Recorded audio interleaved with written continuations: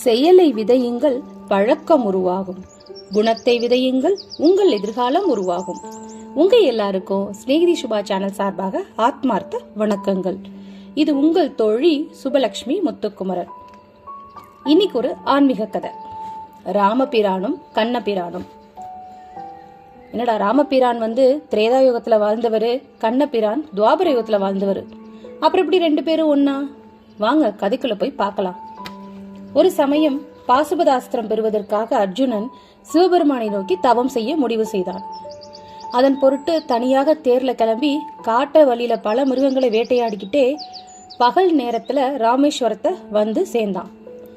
அங்கு அவன் கடலில் நீராடிவிட்டு மாத்தியான்னிக்கம் அப்படின்னு சொல்லப்படுற ஒரு பகல் வழிபாட்டை முடிச்சிட்டு தேரை கடற்கரையில இங்கும் அங்கும் உற்சாகத்தோட ஓட்டிக்கிட்டே இருந்தான்.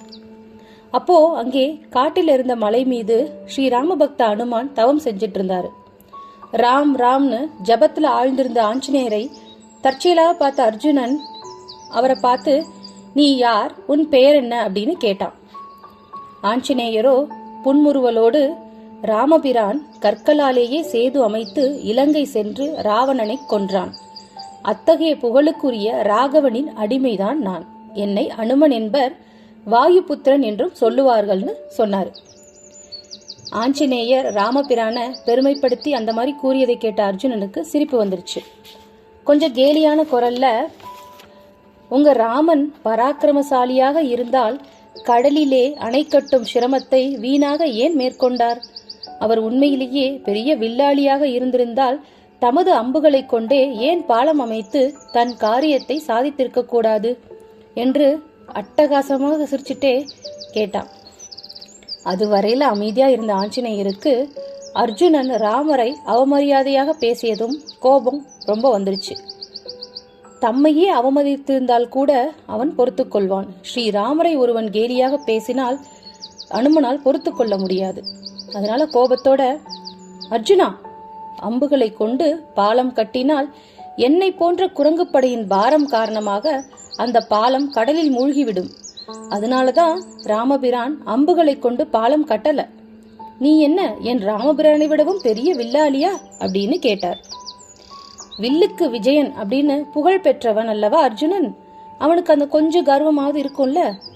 ஆஞ்சநேயா, அம்புகளை கொண்டு கட்டப்பட்ட பாலம் குரங்குகளின் பாரத்தினால் சமுத்திரத்தில் மூழ்கிவிடுமானால் பிறகு வில்லாளியின் வில் வித்தைக்கு என்ன மகிமை இருக்கு?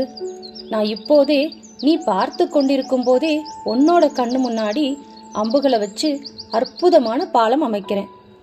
நீ அதன் மீது ஏறி நின்று உன் விருப்பம் போலவே எவ்வளவு வேண்டுமானாலும் ஆடவோ குதிக்கவோ செய். பிறகு நான் உன் ராமனை விடவும் பெரிய வில்லாளியா இல்லையா என்பதை நீயே தெரிந்து கொள்வாய் அப்படின்னு சொல்றான். ஆஞ்சநேயர் மறுபடியும் ஒரு புன்முறுவல், அம்புகளை கொண்டு நீ புதிதாக கட்டும் பாலத்தின் மீது நான் ஏறி குதிப்பேன். அப்போது அது உடைந்தோ நொறுங்கியோ போய்விட்டால் நீ என்ன செய்வ? என் கால் கட்டை விரல் பட்டவுடன் நீ அமைக்கும் பாலம் சமுத்திரத்தில் மூழ்கிவிட்டால் நீ என்ன செய்வ சொல் அப்படின்னு கேட்கிறார். அர்ஜுனனோ, ஆஞ்சநேயா, உன் பாரத்தினால் நான் அமைக்கும் அம்பு பாலம் கடலில் மூழ்கிவிடுமானால் இந்த இடத்திலேயே நெருப்பு வளர்த்து அக்கடி பிரவேசம் செய்து உயிரை விட்டுடுறேன். இது சத்தியம். அம்பு பாலம் கடலில் மூழ்காமல் இருந்தால் நீ என்ன செய்வாய் சொல். உன் பந்தயம் என்ன என்று சொல்லு அப்படின்னு கேட்டான். அர்ஜுனன் செய்த சபதத்தை கேட்ட ஆஞ்சநேயர், அர்ஜுனா, உன் அம்பு பாலத்தை நான் என் கால் கட்டை விரலால் சமுத்திரத்தில் மூழ்கும்படி செய்வேன். அவ்விதம் நடைபெறாமல் போனால் உன் ரதத்தின் கொடியிலிருந்து உனக்கு தேவையான எல்லா உதவிகளையும் செய்கிறேன்னு சொல்றாரு. ஆஹா, அப்படியே செய்வோம் என்று அனுமனின் பந்தயத்திற்கு அர்ஜுனன் ஒப்புக்கொண்டான். அனுமன் எதிர்பார்ப்பதை விடவும் பல மடங்கு மிகவும் உறுதியான பாலத்தை கட்டி காட்டுகிறேன் அப்படின்னு நினைச்சுக்கிட்டே அர்ஜுனன் தனது புகழ்பெற்ற காண்டீபம் என்ற வில்லில் அம்புகளை தொடுத்து பிரயோகிக்க ஆரம்பித்தான். அம்பு மழையாக பொழிந்து எழிலார்ந்த பாலத்தை கட்டி முடித்தான். பிறகு அவன் பெருமை பூரிக்க, பாலத்தின் உறுதியை நீ பரிசோதித்துக்கொள் என்று அனுமனிடம் கூறினான். அனுமன், ராமா, நான் உன் அடிமை, என்னை நீ எப்படி வேண்டுமானாலும் செய்து கொள் என்று உள்ளத்தில் பிரார்த்தித்துக் கொண்டார். பிறகு ராம் ராம் என்று சொல்லிக்கொண்டே அர்ஜுனன் கடலில் 100 யோஜனை தூரத்திற்கு கட்டியிருந்த அம்பு பாலத்தின் மீது ஏறாமலே அதன் ஒரு நுனியில் தமது கால் கட்டை விரலை வைத்து அழுத்தினார். அவர் அவ்விதம் செய்தாரோ இல்லையோ, மறு வினாடியே அந்த பாலம் பொழ பொழவென்று உதிர்ந்து பாலம் என்ற ஒன்று இருந்ததற்கு அறிகுறியே இல்லாமல் போய்விட்டது. குழந்தைகள் அட்டைகளை கொண்டு கட்டிய வீடு காற்றில் சரிந்து விழுவதைப் போல, ஆற்று மணலில் குழந்தைகள் கட்டிய வீடு ஒரு வினாடியில் கலைக்கப்படுவதைப் போல அர்ஜுனன் கட்டிய அற்புத பாலத்தின் நிலை ஆயிற்று. வீராதி வீரனாகிய அர்ஜுனனுக்கு அவமானத்தால் என்றான் உடம்பும் கூனி குறுகி போயிடுச்சு. அவன் திகைத்து மனம் சோர்ந்தான். அக்கினி பிரவேசம் செய்து இறந்து போவதற்காக அவன் வருந்தவில்லை. பாசுபதாஸ்திரம் பெறுவதற்காக வந்த நான் அந்த காரியத்தை நிறைவேற்றவில்லையே. எனக்கு நேர்ந்த முடிவு தெரியாமல் பாண்டவர்களாகிய எனது ஏனைய சகோதரர்கள் என்னை தேடுவார்களே என்று நினைத்தே அவன் வருந்தினான். எவ்வளவோ பெரிய லட்சத்திற்காக நாம் வந்திருக்கிறோம். அரிய பெரிய காரியங்களை சாதிக்க வேண்டிய நிலையில் இருக்கிறோம். அதை விட்டுட்டு ஆணவத்தினால நம்மை நாமே சீரழித்துக் கொள்கிறோம். நமது ஆணவம்தான் எத்தனையோ நல்ல காரியங்கள் நடைபெறுவதற்கு தடையாக இருக்கு. இதை உணர்ந்தாலும் கூட நமது ஆணவத்தை விட்டு கொடுக்க யாருமே தயாரா இல்ல. அதோடு மற்றவர்களின் துன்பத்திற்கு காரணமாகிறோம். பெரிய காரியங்களை சாதிக்க வந்த நாம் வெட்கம் இல்லாமல் அற்ப விஷயங்களுக்கு முக்கியத்துவம் கொடுக்கிறோம். அதற்கு நாம் வெட்கப்பட வேண்டும். இந்த படிப்பினைய அர்ஜுனன் நிலை உணர்த்துவதாக நாம எடுத்துக்கலாம்.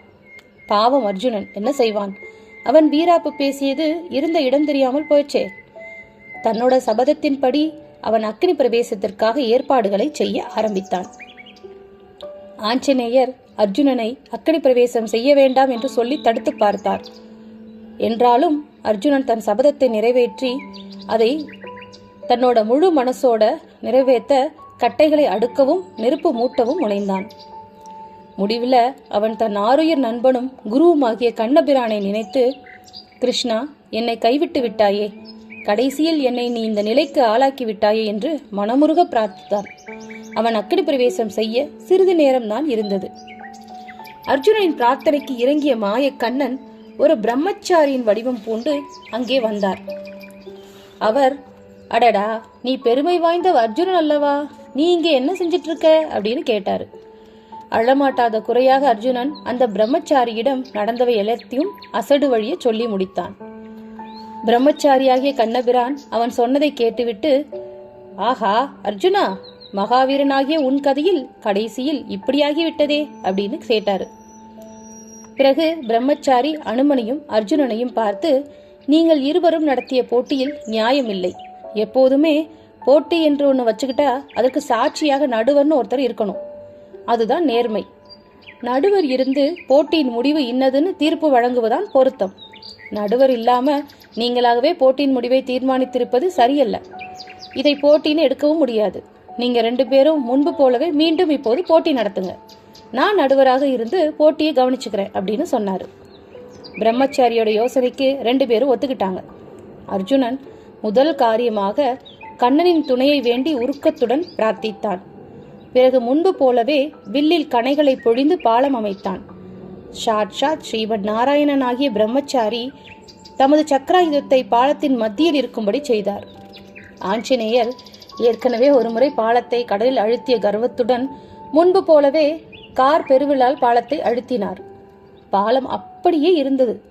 வியப்புடன் திகைத்த அவர் பாலத்தின் மீது ஏறி இப்படியும் அப்படியும் குதித்தார். கால்களால் உதைத்தார், கைகளால் பலம் கொண்ட மட்டும் பிடித்து தள்ளினார். விஸ்வரூபம் எடுத்து பாலத்தின் மீது மீண்டும் மீண்டும் முழு பலத்துடன் குதித்தார். ஆனால் பாலம் மட்டும் இம்மியும் அசைந்து கொடுக்காமல் உறுதியாகவே இருந்தது.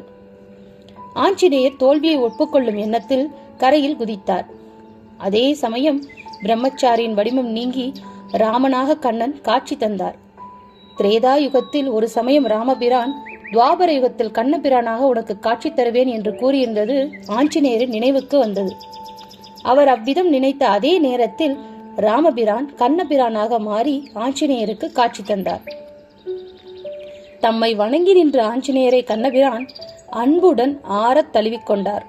அவர், ஆஞ்சநேயா, நானே ராமன், நானே கண்ணன்.